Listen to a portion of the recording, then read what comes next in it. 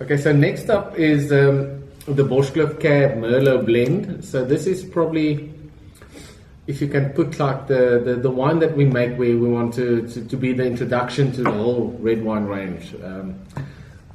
I feel this is probably one of the best value for money wines that Boschkloof makes, by far, if I have to be honest.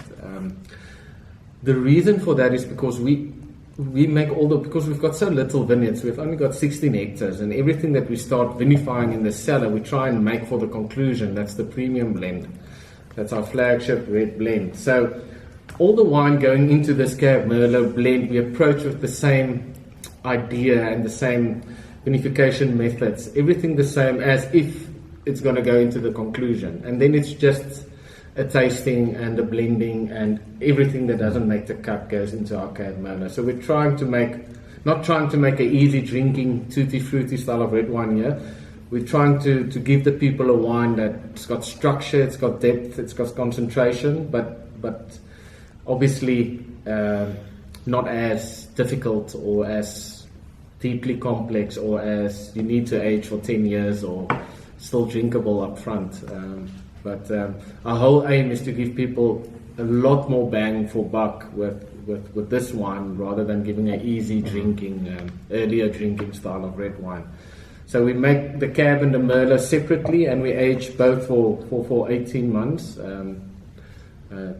14 to 18 months in barrels, small oak 225. So it goes through the whole process that some of the conclusion does, and then we start doing the blending process. We try and blend the conclusion, and whatever we feel is not gonna be good enough for the conclusion, we start blending into our Cab Merlot. So you get a wine that's deep and dark. You get a wine that smells almost claret-like, and then there's just a bit more subtle, silkier, velvety feel to it that makes it the drinkability of it quite easy. So. But the fact that it's not making the conclusion blend is not because it's not good enough. It's just because stylistically you're aiming, which we'll get to the conclusion shortly, but you're aiming for stylistically a style of wine.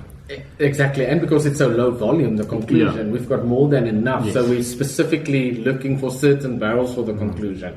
And then it's just almost that the conclusion gets a certain style, and the rest we have to put into the Cab Merlot. Because it's more or less the same wine. The wine's aged just a bit differently. It's a lot of the same wine that goes into the conclusion.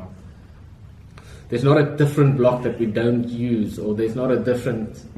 A lot of this same wine in this wine actually ends up as components in the conclusion. Percentage-wise, roughly on the Cab. So I don't aim for anything specific, but it's usually between like a 60 to 70% Cab with the balanced Merlot.